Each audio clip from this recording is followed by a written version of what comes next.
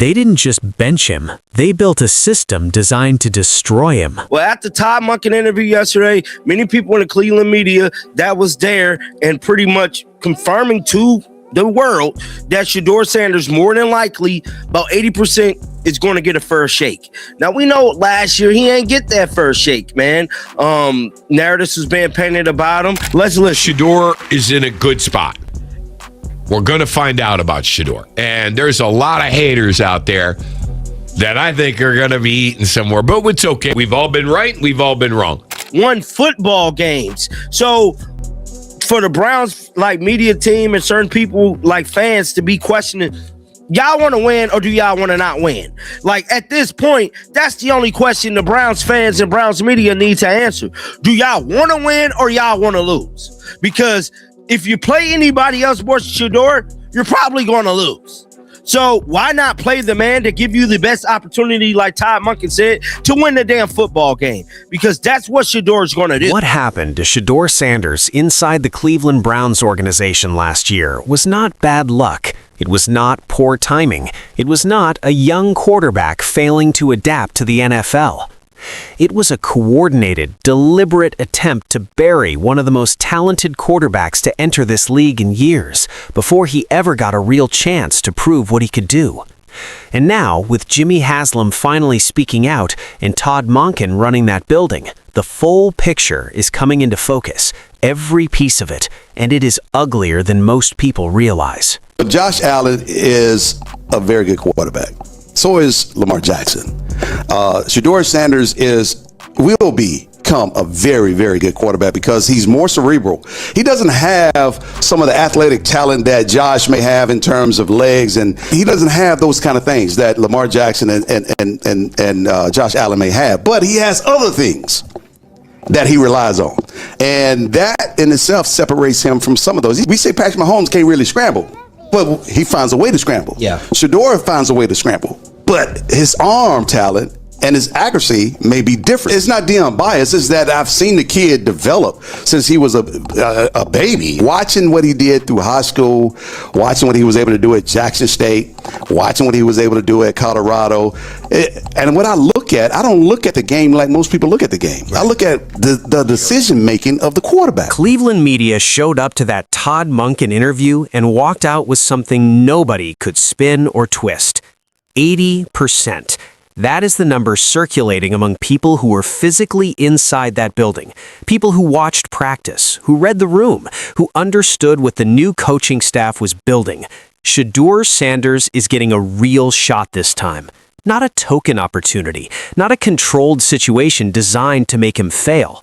An actual, genuine first shot at proving what he is capable of.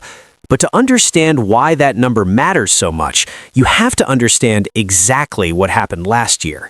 Because what happened last year was not normal.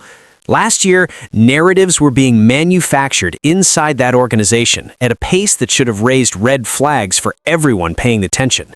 Stories were being planted. A quarterback who had done absolutely nothing wrong was getting buried in the press before he ever took a meaningful rep in practice. That was not a coincidence. That was a system working against one man on purpose. And the people running that system had names, titles, and offices inside that building. One of those people was Kevin Stefanski. Stefanski did not just fail Shedeur Sanders, he actively worked to make sure Shadur never got off the ground. He denied him the practice reps that every developing quarterback needs to build timing, rhythm, and confidence. He pushed Dylan Gabriel ahead of a man who had the talent, the pedigree, and the work ethic to outperform everyone in that building. But this is where everything changed. It was not just the reps. The offensive line placed around Shadur was not there to protect him. They were there to expose him. Jerry Jeudy, a receiver who should have been a genuine weapon, became part of an environment engineered to make Shadur look worse than he actually was. And when all of that was not enough, Stefanski made sure the media narrative stayed poisoned. Planted stories, coordinated messaging, a quiet campaign running through back channels to certain media personalities, All of it pointed at one young quarterback whose only crime was being too talented to ignore. But I just can't get over the way people are just overlooking Shedeur Sanders as if he was a fifth-round draft pick.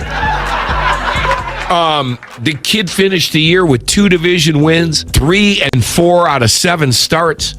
I don't give a crap what the numbers look like. I'm not. Well, Chris, would you rather he had a great QBR and won 1 game or had a crappy QBR and won 3 games? That is not coaching. That is organizational betrayal at a level that should make every single Browns fan furious. Then, the truth caught up with Kevin Stefanski, and Jimmy Haslam did what needed to be done. Stefanski got fired, and the entire rotten structure he built came down with him. Now, Todd Monken is running that building, and the difference is night and day. Monken is not playing politics. He is not protecting egos. He is not running interference for people who are threatened by Shedeur's ceiling. He is giving Shadur the reps, the respect, and the real opportunity that should have been there from day one. No one expected what happened next. Emmett Smith, a man who has forgotten more about football than most analysts will ever learn, sat down and said what a large portion of the sports world has been too scared to admit out loud. He put Shedeur Sanders in the same conversation as Josh Allen and Lamar Jackson, 2 of the most dominant quarterbacks playing football right now, and he did not flinch for a single second while doing it. Emmett did not say Shadur runs like Lamar. He did not say Shadur carries the same massive arm that Josh Allen brings every Sunday. What he said was far more important than either of those things. He said Shadur has something that cannot be taught in any film room or any training camp on the planet, a football brain operating on a completely different level than what most players in this league are working with. Finding the right matchup against man coverage before the defense even reveals its hand, that is not a skill you develop. That is a skill you either have or you do not. And Emmett Smith watched Shadur develop it from high school, through Jackson State, through Colorado, and came out of that study with one clear conclusion. This quarterback is going to be very, very good. Not average, not a serviceable starter. Very, very good. And in a league where Josh Allen is throwing for historic numbers and Lamar Jackson is collecting MVP awards, being placed in that same sentence by someone of Emmett Smith's credibility is a statement that should permanently silence every planted narrative that followed Shadur through his first year in Cleveland. That's when things took a shocking turn. Tony Rizzo stepped up and said something that every Browns fan needs to sit with for a long time. People are treating Shedeur Sanders like some forgotten late-round pick that nobody expected anything from, when in reality, this is a man who walked into one of the most dysfunctional situations in the entire NFL and still found a way to produce results that actually matter. 3 wins out of 7 starts, 2 division wins.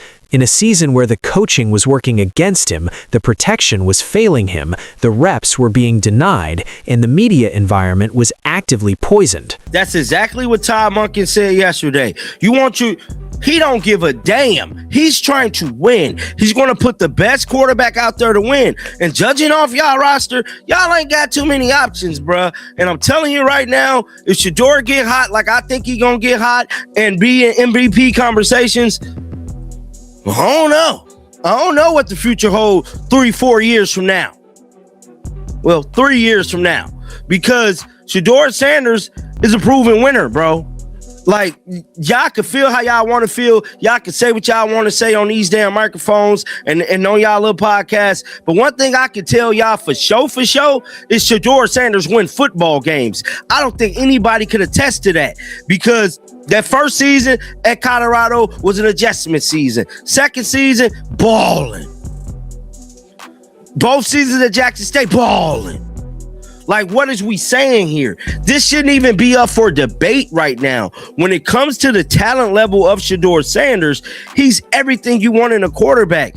And it's good to see because I believe Todd Monken is finna change the narrative. It's clear as day that the man do not like the Cleveland Browns reporter, probably because they keep a lot of ish going in a locker room. And Shedeur Sanders still walked onto that field and delivered victories. Not moral victories, not almost wins, actual wins that went into the record books.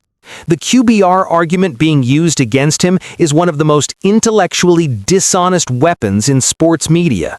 Tony Rizzo cut straight through it with one question that nobody on the other side of this debate has ever answered honestly. Would you rather have a quarterback with a beautiful stat line and 1 win, or a quarterback with messier numbers and 3 wins in the column?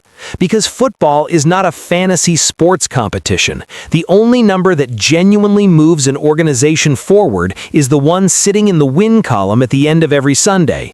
And Shadur was delivering that number under conditions that would have broken a less mentally tough quarterback completely. 3 wins out of 7 starts as a rookie in a broken system with sabotage built into the structure around him is not a failure story. That is a survival story. Jackson State, he was performing. Colorado year 1, a brand new system, a brand new level of competition, an adjustment season, and he still competed.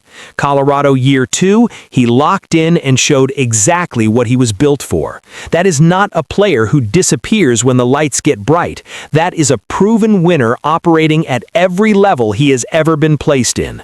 And the pattern is so consistent and so undeniable that arguing against it at this point requires a person to be either completely dishonest or completely blind to what the tape has been showing for years. If Shadur gets hot, and the belief here is that he absolutely will get hot, MVP conversations are not some fantasy projection. That is a real ceiling for a quarterback with his arm talent, his decision-making ability, and his competitive drive. Todd Monken shutting Cleveland Browns reporters out of that building is not a side story. That is a massive signal. Those reporters were not just covering the team. They were part of the machine that kept storyline after storyline circulating through that locker room, poisoning the environment and making it impossible for any quarterback, let alone a rookie, to operate with stability or peace. Monken sees that clearly. He is drawing a hard line between what happened before and what is about to happen now. What is about to happen now is Shedeur Sanders finally operating inside a system that actually wants him to succeed. No planted narratives, no sabotaged recs, no coordinated defamation running through back channels. Just football, just preparation, just a quarterback with everything you want in a franchise player getting the genuine opportunity he should have had from the very first day he put on that Browns uniform. Kevin Stefanski thought he could erase Shedeur Sanders from that building quietly. Jimmy Haslam made sure the whole world saw exactly how that decision ended. Justice does not always move fast, but when it arrives, it hits hard. And for Shedeur Sanders, it just arrived. The scoreboard in Cleveland is about to show the rest of the world what people like Emmett Smith and Todd Monken already know. This kid was built for this moment, and this time, nobody is standing in his way.